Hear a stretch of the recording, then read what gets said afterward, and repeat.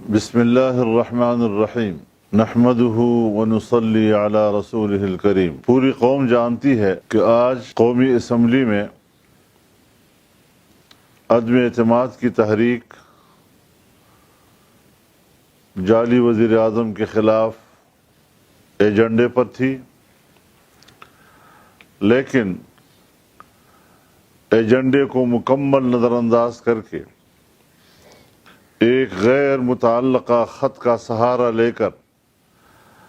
انہوں نے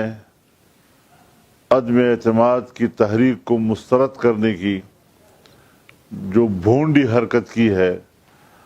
اور جس سے کہ پورے ملک کو ایک سیاسی بحران کی طرف دھکیل دیا ہے، شاید تاریخ میں کبھی کوئی ایسی حماقت اتنے ذمہ دار منصب سے قوم نے دیکھی ہو۔ جو کچھ ہوا اس میں تو عمران خان نے ڈکٹیٹروں کو بھی پیچھے چھوڑ دیا ہے۔ ہارا نہیں بلکہ ہار کر بھاگا ہے، اور انتہائی ذلت اور رسوائی کے ساتھ بھاگا ہے۔ کوشش کی ہے کہ اگر میں اس گھر میں نہ ہوں تو اس کے در و دیوار بھی اکھاڑ دیے جائیں، اس کے سامان توڑ دیے جائیں، برتن توڑ دیے جائیں، اور میرے خیال میں ایسا کام کوئی پاگل نہیں بلکہ اس سے بھی آگے باولا ہی کر سکتا ہے، جس کے بارے میں ہم بار بار قوم کو آگاہ کرتے رہے کہ یہ اپنی دماغی اور ذہنی کیفیت کی بنیاد پر ملک کا وزیر اعظم بننے کی صلاحیت نہیں رکھتا۔ چنانچہ جیسے کہ ہم نے کہا تھا کہ یہ ناجائز راستے سے اقتدار میں آیا ہے، اسی طرح ناجائز راستے سے اقتدار سے بھاگا ہے۔ اس حوالے سے عدم اعتماد کی تحریک متاثر نہیں ہو رہی ہے۔ عدم اعتماد کی تحریک میں جو ڈپٹی اسپیکر نے رولنگ دی ہے، اس میں انہوں نے اسپیکر قومی اسمبلی اسد قیصر کا حوالہ دے کر رولنگ دی ہے، جبکہ خود اسد قیصر کے خلاف عدم اعتماد کی تحریک آ چکی تھی، اور اب کوئی بھی رولنگ دینا یا اس حوالے سے کوئی فیصلہ دینا وہ اس کے مجاز نہیں رہے تھے، اس کا اختیار سلب ہو چکا تھا، لہذا ان کا حوالہ دے کر رولنگ دینا یہ بذات خود ایک غیر آئینی عمل ہے، جس کی وجہ سے ہمارا موقف یہ ہے کہ تحریک عدم اعتماد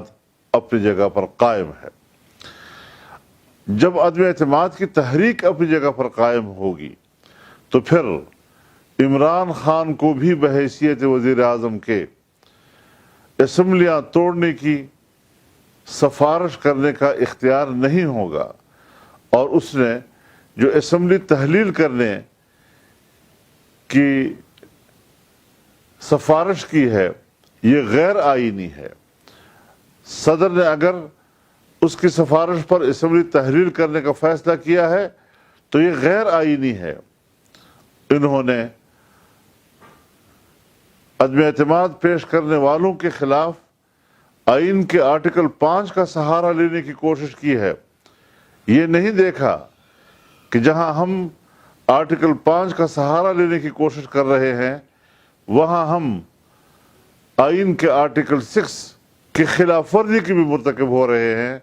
یعنی ہم آئین کے خلاف بغاوت کی بھی مرتکب ہو رہے ہیں۔ تو اس اعتبار سے ذرا سوچنا چاہیے کہ انہوں نے ملک کے نظام کے ساتھ، پارلیمنٹ کے ساتھ، جمہوریت کے ساتھ کیا کھلواڑ کیا ہے، کیا مذاق کیا ہے، اور کیا قوم ان لوگوں کے ان تماشوں کو محض دیکھتی رہے گی؟ اس اعتبار سے جمعیت علماء اسلام نے جو موقف پہلے دن دیا تھا، مسلسل ایک ایک واقعہ ہمارے موقف کی تائید کرتا چلا آ رہا ہے، اور آج کے اقدامات نے تو ہمارے موقف پر مہر تصدیق ثبت کر دی ہے۔ میرے محترم دوستو، انہوں نے جمہوریت کا چہرہ مسخ کر دیا ہے اور اپنا اصل چہرہ بے نقاب کیا ہے۔ انہوں نے آئین کی بے توقیری کی ہے، آئین کی رسوائی کی ہے، اور آئین کو انہوں نے ایک آلہ کے طور پر استعمال کیا ہے، ناجائز طور پر استعمال کیا ہے، جس کو کسی قیمت پر بھی تسلیم نہیں کیا جا سکتا۔ ہمارا آئینی ماہرین کے ساتھ مشاورت جاری ہے، اور سپریم کورٹ نے بھی اس تمام واقعے کا از خود نوٹس لے لیا ہے۔ مجھے یقین ہے کہ جو آج انہوں نے مذاق کیا ہے، کھلواڑ کھیلا ہے، اور مضحکہ خیز قسم کا سرپرائز دیا ہے، پتہ نہیں کس خیال میں انہوں نے سوچا ہوگا کہ ہمارے اس اقدام کی پذیرائی ہوگی، ہمارے کارکن کی محلے کوچے میں عزت بڑھے گی۔ اس نے نہیں سوچا کہ انہوں نے اپنے ہی کارکنوں کو مایوس کیا، محلے کوچے میں ان کو رسوائی کی طرف دھکیلا، اور آج وہ محلے کے ایک ایک آدمی کے زبان پر مذاق بن گئے ہیں۔ ہمارا مشاورت کا عمل جاری ہے، اور اگلے اقدامات بھی ہم مشترکہ رائے عمل کے ساتھ کریں گے۔ نئے الیکشن کرانا، یہ تو ہمارا روز اول سے مطالبہ رہا ہے کہ فوراً انتخابات کرائے جائیں، لیکن ہم نے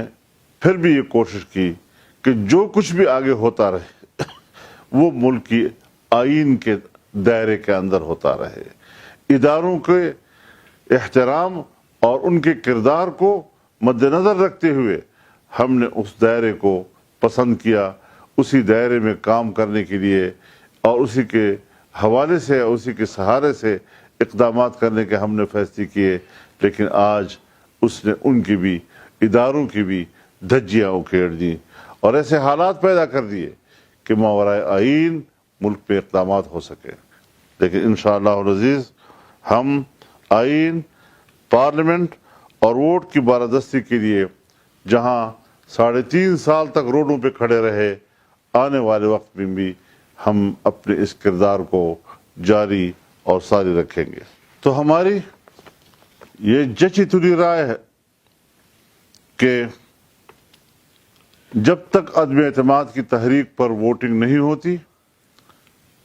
وزیر اعظم اسمبلی کو تحلیل نہیں کر سکتے۔ اسپیکر قومی اسمبلی کے خلاف عدم اعتماد کی تحریک آنے کے بعد ان کی طرف سے پڑھی گئی رولنگ غیر آئینی ہے۔ ابھی انہوں نے ڈپٹی اسپیکر کے پاس اتنا وقت ہی نہیں تھا کہ وہ اپنے رائے سے فیصلہ دیتے۔ اتھارٹی کے بارے میں جب یہ شبہ ظاہر ہونے لگے کہ اس نے اپنے دماغ کو استعمال کیے بغیر کسی باہر کی دباؤ سے یا اس کی ڈکٹیشن سے فیصلہ دیا ہے، تو وہ فیصلہ بھی بذات خود غیر قانونی ہو جاتا ہے اور اس کی کوئی حیثیت نہیں رہتی۔ ظاہر ہے کہ آج ڈپٹی اسپیکر نے جس انداز، جس لب و لہجے اور جس جذباتیت کے ساتھ فیصلہ دیا، جیسے کہ وہ ایک فریق ہوں اور پھر فیصلہ بتا رہا تھا کہ یہ باہر سے ڈکٹیٹ کیا ہوا، پہلے سے اس کا ڈرافٹ تیار کیا ہوا وہی پڑھ رہا تھا۔ اس وقت اتھارٹی وہ خود تھے اور انہوں نے اپنے دماغ کو استعمال کرتے ہوئے، اپنے اختیار کو استعمال کرتے ہوئے فیصلہ نہیں دیا ہے۔ لہٰذا یہ میلیفائڈ ہے، بدنیتی پر مبنی ہے، اور قانون کے تحت اس قسم کی رولنگ دینے یا فیصلہ دینے کے اب وہ مجاز نہیں رہے، اور نہیں اس کے رولنگ کی کوئی قانونی حیثیت رہی ہے۔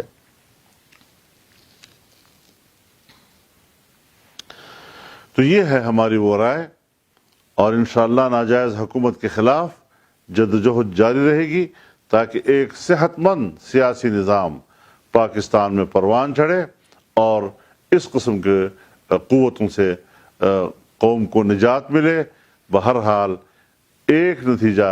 जो पब्लिक के लिए इन तमाम हालात में खुशी की है वो यही कि नाअहलों से और नालायकों से कौम को निजात मिल गई है और वो बजा तौर पर इस पर यौम निजात मना सकते हैं। वो हारे हुए हैं, शिकस्त खुर्दा है, ऐवान की अक्सरियत उनके पास नहीं है। उनके पास कुल 80 अराकीन बैठे थे जबकि 200 से ज़्यादा अराकीन उसके खिलाफ वोट देने के लिए ऐवान में मौजूद थे। तो इस हवाले से पार्लियामेंट की राय बिल्कुल वाज़ेह तौर पर सामने आ चुकी है और